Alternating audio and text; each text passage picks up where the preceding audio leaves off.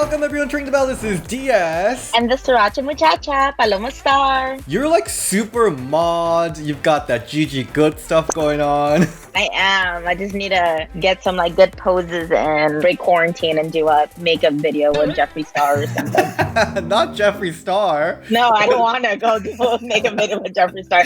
Give me Nikki tutorials. That's what I'll go do a makeup video with. So this week, so much stuff happened. We were supposed to film it this morning and I was like, I need some time to process everything. Yeah, I know. Raw was stacked. But let's start from SmackDown because we had that Miz TV segment where Mandy was looking amazing. She was. Like, But oh my Sonya. God. Daddy Deville is in the house and is looking so good. Like, I wish I could pull that suit look off, but I totally can't because I don't think I'm tall enough and I'm too thick. But oh my God, those girls that could pull off that suit look, Oh my God, amazing. yeah. She's got that John Wick realness. She just walked in, just charisma. Oozing. Yes, oozing everywhere. But I feel like Mandy needs a little bit more character, charisma, depth, especially next to Sonya. Like, Sonya's just like blossomed and like turned into this awesome badass. And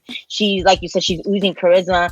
But the only personality that Mandy has had lately is Otis. I'm glad she partnered up with Otis because that's really where her personality is coming from. So I kind of hope that there's a little bit more to that. Like, she started to become a better wrestler, but I want her more to be than just a pretty girl. Because she had to interact with 3 good promos. Yeah. Is John Morrison a good promo? I think he's pretty good, right? I mean, I think so. He's, I guess, creative. Okay. Her acting was so unnatural. I guess I gotta leave. She's like, no. I'm just gonna go then.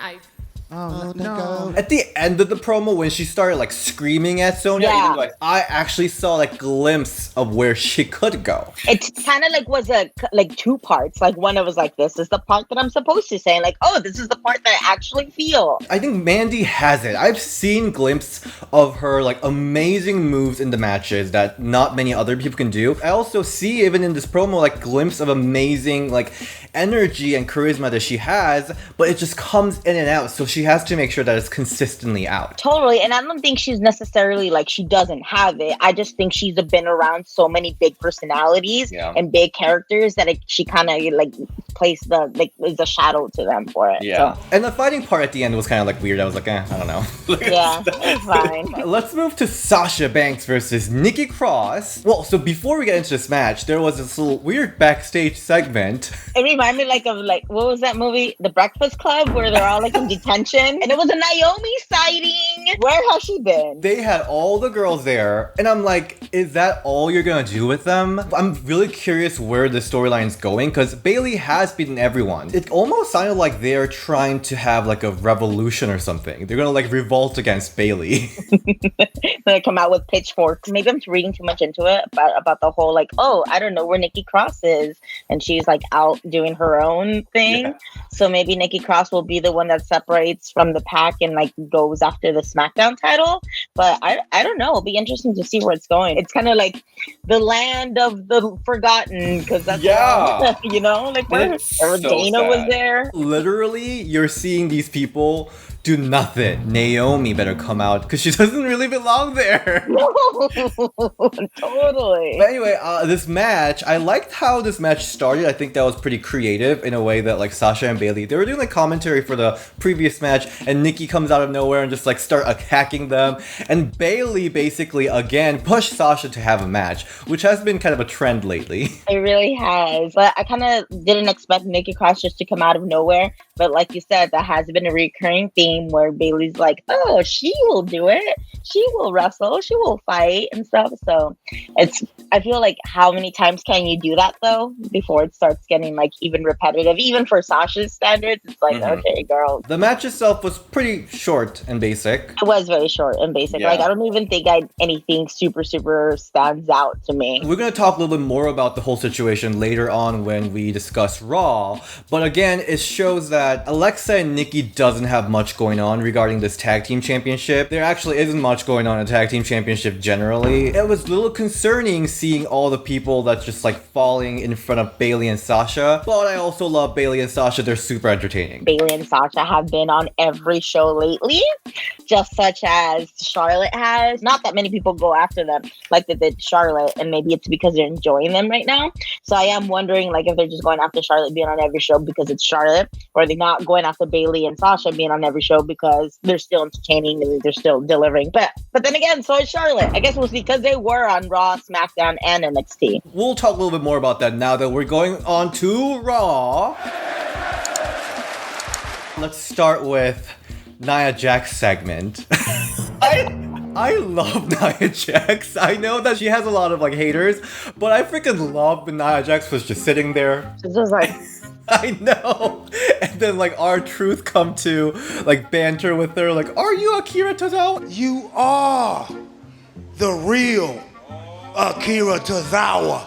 And disguise. I know it. For this. I got no time for this. It's honestly so funny. me and Cutter were watching it and we're talking about it. And he's like, how cool would it be like if the whole 24/7 title would like happened around her while she was still protesting, doing her sitting in the ring? I'm like, that would be awesome. And then like, how cool would it have been too if she ended up like just bumping all the guys that came out for the 24/7 title and her standing tall, have a match going on, and just Nia just still sitting in the corner like, no, get away from me. What are you doing? I was being a booker and like trying to be like, what if I do this and what if I do that? And then it was still entertaining for what it was. It's again not a conventional monster stuff and like more intimidating character that I also do want to see, but for what it is, I think that was kind of funny.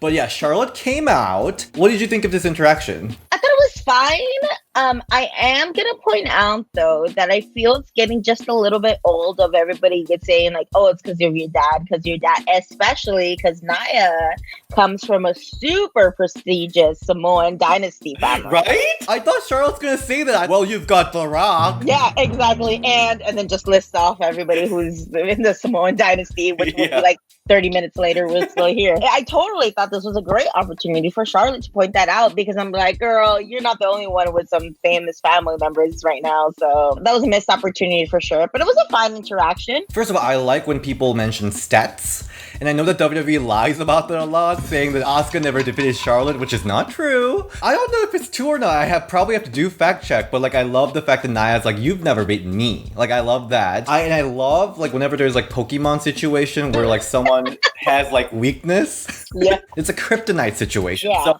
I do like that. Anyway, this kind of leads into the championship match, Asuka versus Charlotte Flair, which was the longest match on the show. Oh, totally. Like after that match, I wanted to just say like everybody else go home because the show has been stolen. What was some standout moments for you? A lot of transitions, a lot of back and forth, a lot of reversals. There was a lot of rope breaks too, is what I've noticed. I was like, oh wow, they used that a lot. I really liked how she focused on the arm because why wouldn't you? So I'm glad they kept that continuity on that. But it was a really good match. I don't think these two can have a bad match, quite honestly. Both legit, just really good wrestlers. Mm-hmm. I love that Charlotte's shoulder situation was a continuing storyline throughout the show. That she came out of the doctor's office, she was like, I'm hurt, I'm still gonna go have a match. And then she came in with a little like tape, like Cesaro. The way Asuka was keep attacking it with all the submission moves, I loved it. Me too, It was great. It's like actually made sense. My favorite thing about Asuka is that she's like, I mean, she's great in every way.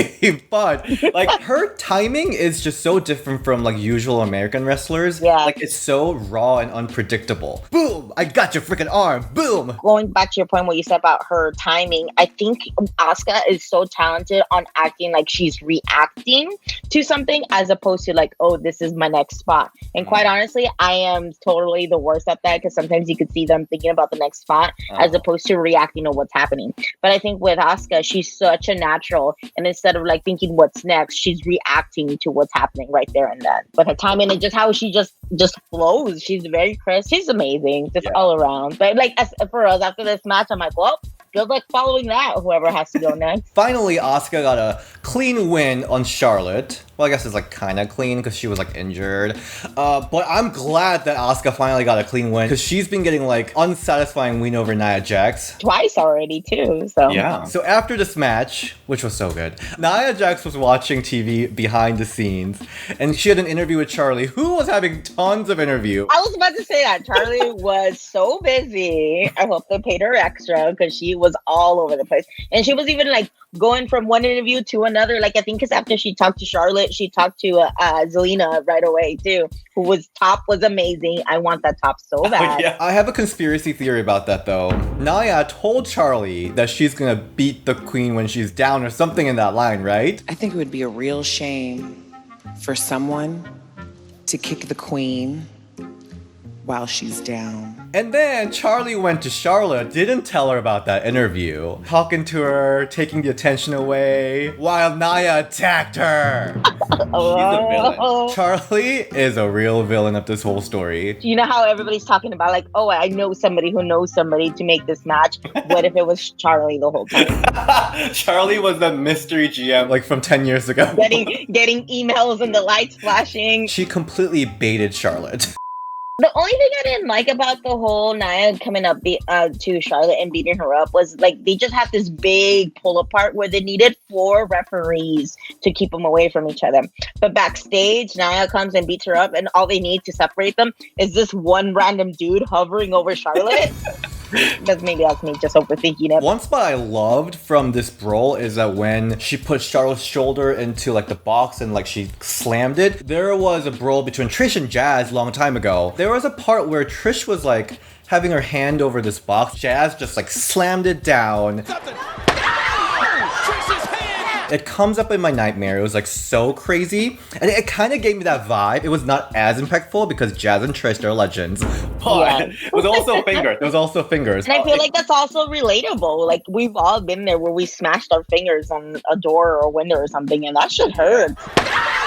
So later we found out that Charlotte is injured and she's out of action. I felt like the action should have been a little more escalated, but I agree for sure. Like keep it going. Like have 6 refs this time trying to tear them apart or something. Yeah. But I agree. What I do like that WWE is, I guess, using the fans think Nia's dangerous into a storyline, propping up that monster character in a way. For sure. And like the best storylines come from real life stuff. So why not? Go for it. Let's go into the Women's Tag Team Championship storylines. This episode was a championship episode? Championship I guess, because they kept on saying that. I'm like, what? Is that a thing? They were keep saying that made me kind of miss Taboo Tuesday. Oh, I love Taboo Tuesday. I remember voting. I legit went online and voted for Taboo Tuesday. Right? I voted for an Inferno match with Kane. I don't know. I forgot who he was wrestling, but I remember very specifically voting for that. Well, I remember voting for cheerleader outfit. But they went with lingerie, so I was annoyed. Of course. You're like, I wanted the cheerleader outfit. Anyway, so IIconics versus Sasha Banks and Bayley. I love this match. Me too. It was great. It was fast. It was good pace. Intensity of it building up. The only thing though is that it's really hard to have a face versus face match. The only thing that's harder than that is having a heel versus heel match. Because especially the whole outline and psychology of a tag match is for one team to beat up on the baby face, get the heat, and then finally get that hot tag and the other baby face comes in and clears house. So that psychology and outline kind of gets thrown out the window whenever it's 2 heel teams. So you kind of have to work around that, but I think they did a pretty good job of it. You think IIconics is heel? I think so. I guess. I'm not sure. They're the baby face in my heart. No, I love some of the intensities coming from IIconics, especially that move that was on the rope. Oh, outside. yeah. That was really cool. I think Peyton was getting some intense beating from Bayley and Sasha, but also she got some really good moves in there, so I really liked it. Totally. And I like the tension building again between Sasha and Bayley too. A few mishaps here and there. Like I was like, oh, are we gonna see it? I love that Sasha and Bayley are so good at planting those seeds. They're so creative in that, yeah. Anyway, at the end of this match, IIconics lost clean. And I never noticed how easy it would be to get out of the bank statement. Like, just sit out. You're right. Yeah, just sit down, pull your legs in front of you, and you're out of it. And it's still a cool move. I love it. I love the transition into it, but I guess I never really realized it. I'm like, oh. What stood out to me was that it is constantly, every single time, it is Sasha Banks that's getting the win. I hope that builds into something. So after this match, IIconics just kind of disappeared. I didn't get the sense there will be a follow-up, which is a little sad. I'm keep getting this mixed messages from WWE. It seems like they are building tag teams in NXT, building Lana and Natalya, Ruby Riott and Liv Morgan for some reason, but they're also just dropping the ball with IIconics and Alexa and Nikki. So I'm very confused about what's going on in tag division. Totally, I don't know either. The promo Sasha and Bayley had, I love the little tease. Oh my gosh, it was the best tease yet. I'm like, there's no way this is how they do it. Like, there's no way this is how they do it. And I'm like, oh, they didn't do it. That was a great creative way. Bravo to whoever came up with that, because that was super cool and creative. Yeah. Like, I had people at the edge of their seats like, The other thing is, I honestly didn't see Sasha Banks challenging Asuka. I didn't really see that coming. I saw it coming once she kept on like, I want 2 belts. I'm like, no, there's no way they do it like this. Yeah. I'm like, oh, Asuka. As soon as she said that, I'm like, it's Asuka. Sasha Banks challenged Asuka, which set up an Extreme Rules Raw Women's Championship match, which is Sasha Banks versus Asuka. I think it is so random. Yeah. Because we were all thinking, of course, like another Nia Jax match, or Shayna Baszler might come in, or like Charlotte Flair will come in. Sasha Banks. It was like, I thought it was so random, but I kind of love it. I'm kind of excited for it. I'm in the exact same place that you are. Like, I feel like so many times, like, people can just say, like, oh, I'm going to have a title match next. Like, I'm going to have a title shot next, because that's what it seems like it. But I'm not so much mad at it, because I know it's going to be a great match. If it was, like, going to be, like, a shitty match, I'll be like, no, that doesn't make any sense. But because it's going to be a good match, I'm like, whatever. Sasha Banks and Asuka had that Raw match, which was so good. Sasha basically, like, died, like, with that little diving move. They got such a great chemistry. I think it's gonna be great. Random, but great. I love random, great things. Yeah, so in that sense, I'm so excited. I love how unexpected this was. I honestly don't even see where it's gonna go. I totally see Sasha becoming 2 belts. How do you say, okay, in Korean, say it. What's 2 in Korean? Hell to 2개. There you She go. does like K-pop, so. She does. 2개. I also see Asuka retaining. Like, I think that's also like a very valid. Asuka's going to retain because I think Bayley's going to cost Sasha the match. Yeah, I think that's a very logical way of seeing it. As much as I love this booking, I also see problems with it, given that, again, they are kind of shoving women's tag team championship onto the side. Also, there are a lot of fresh talents on Raw, too. Where's Bianca? Exactly, Bianca. Where's Bianca? Even Liv Morgan. Like, she's just out there doing nothing. She's lost. There are fresh choices on Raw they can go with, and to have Sasha Banks all the way from SmackDown to come in and challenge doesn't really make much sense. At all. Yeah, so I am definitely mixed about it, but at the end of the day, I am excited to see this match because it's going to be great! Yay! Let's move to the only non-title match that happened on Raw. Natalya versus Liv Morgan. Honestly, okay, I don't know if I'm liking her ironically, but I honestly love Natalya and her like silliness. She had a little interview with Sarah Schreiber, and she was like, breaking news! Breaking news! And I'm like, so what is the breaking news? We still don't know! No, because like, if you would have booked me for an interview earlier, I would have been able to tell you the news. Breaking news! That was like the most entertained I've been by Natty in a while. Natty's a comedy gold. Yeah. Breaking news! What is it? I'm curious. Breaking news! But anyway, Natalya versus Liv Morgan, what do you think of this match? I mean, the thing is, it's not that it was bad. It's just they didn't have enough time to really do anything. Like, I feel like it was no substance to it. Are they wrestling each other now because they're mad because they lost the tag match last time? You guys were partners, but now you guys are wrestling each other. I don't know. I just feel like they didn't have enough time to really say anything. It was just really lazy storytelling because then Lana came out with her and we don't really super establish why they're friends, but I just think it was super lazy storytelling, super lazy booking. Liv has so much potential, and her being off TV for a little bit kind of killed that momentum she had building up going for her.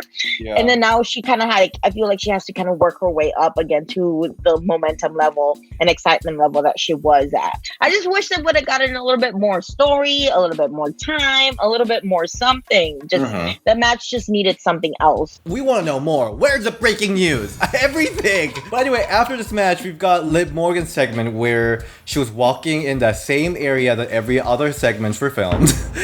And Ruby Riott comes out. Liv is like, Ruby, this is not the time. And she just like walks away. I guess they are teaming up together. I don't know. I guess. I don't know. I mean, why did they even break up in the first place? We never got that answered. So maybe we'll get that answered. But why are they going to get back together? I don't know that either. So, and also, like you said, like about WWE building up a lot of tag teams, because I'm pretty sure I bet you anything, by Extreme Rules, Liv Morgan and Ruby Riott are going to be a tag team again.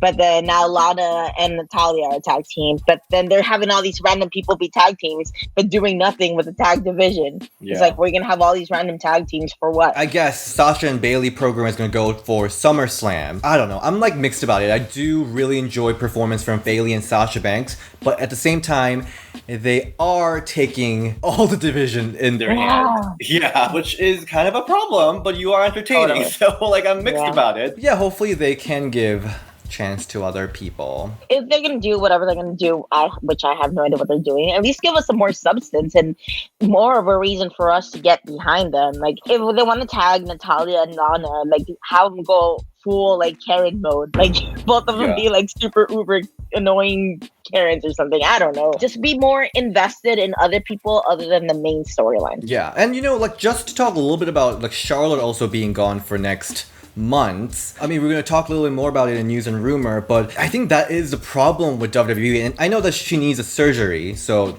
I guess she legit needs to be out. But I think it's also WWE doesn't know what to do with the side storyline. Yeah, you know, like people complain that Charlotte isn't everything, but that doesn't mean that we just want her to be away. Like, she has a role. Yeah. I wanted her to be more like Randy Orton, start having programs with like other people like Bianca Belair, Liv Morgan, build them up, Ruby Riott. But it almost seems like they don't want to do that with Charlotte. We'll see. We'll see. That is this week's Raw and SmackDown review. Paloma, where can we find you? You can find me at Paloma Star on Instagram and Twitter. And DS, where can we find you? You can find me at DS Shin and Ring the Bell DS on Twitter. All right, bye.